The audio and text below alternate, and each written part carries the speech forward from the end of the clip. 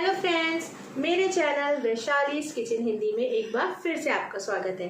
तो आज हम बनाने जा रहे हैं एक सिंधी ब्रेकफास्ट, जो आप सब ने सुना होगा, सिंधी कोकी।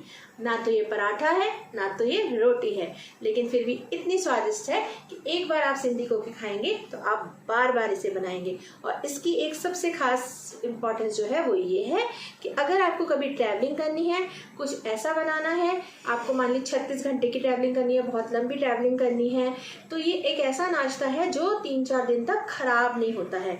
तो आप इसको बना सकते हैं। तो चलिए आइए शुरू करते हैं हम सिंधी कोकी। सिंधी कोकी बनाने के लिए हम आटा ले लेंगे।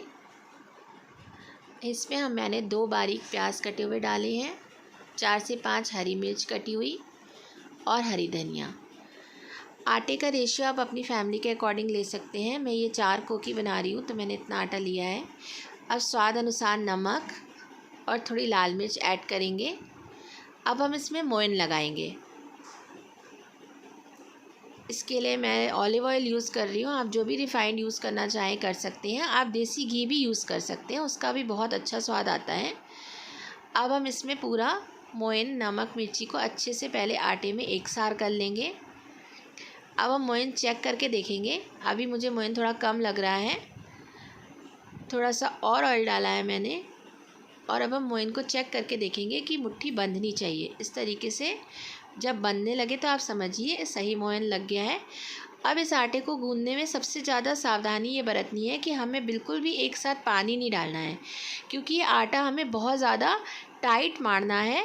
और बिल्कुल हल्का हल्का पानी का छींटा मारते हुए इस आटे को हमें एक जगह बस इकट्ठा करना है।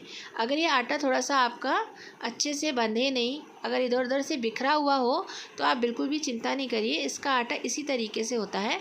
आप देख रहे हैं, बहुत हल्का हल्का पानी डाल के और बिल्कुल टाइट आटा हमें इसका मारना है। हल्के हल्के हाथ से मारते जाएं। अगर ये आटा गीला हो गया तो फिर अच्छा नहीं रहेगा। आप देख लीजिए, इस तरीके से आटा मर गया है। अब हम इसमें हल्का सा ऑयल, अपने हाथों में हल्का सा ऑयल लगा के इसके बड़े बड़े पेड़े बना लेंगे। और पराठे या रोटी की तुलना में इसके जो लोई बनती है वो थोड़ी सी बड़ी बनती है, क्योंकि ये थोड़ी सी मोटी बनती है।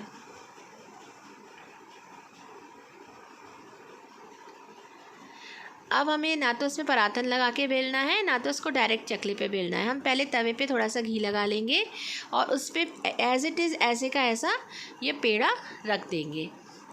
अब हम इसको एक तरफ से हल्का सा सिकने देंगे। इस टाइम हमने गैस को सिम किया हुआ है। हल्का सा सिकने देंगे। अब दूसरी तरफ पलट के दूसरी तरफ भी इसको हल्का सा सिकने देंगे।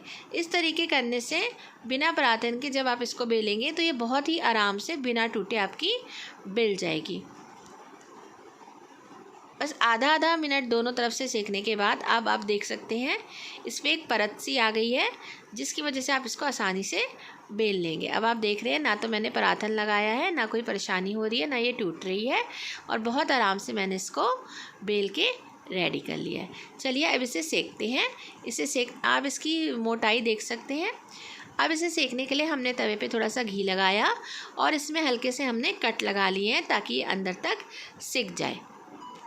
अब बस आप धीरे धीरे मीडियम से लो गैस पर, एकदम हाई फ्लेम पे इसको नहीं सेकिए, नहीं तो ये जल जाएगी और अंदर से पकेगी नहीं। दोनों तरफ सेक के हमारी कोकी तैयार है। एंजॉय करिए इसको दही और पापड़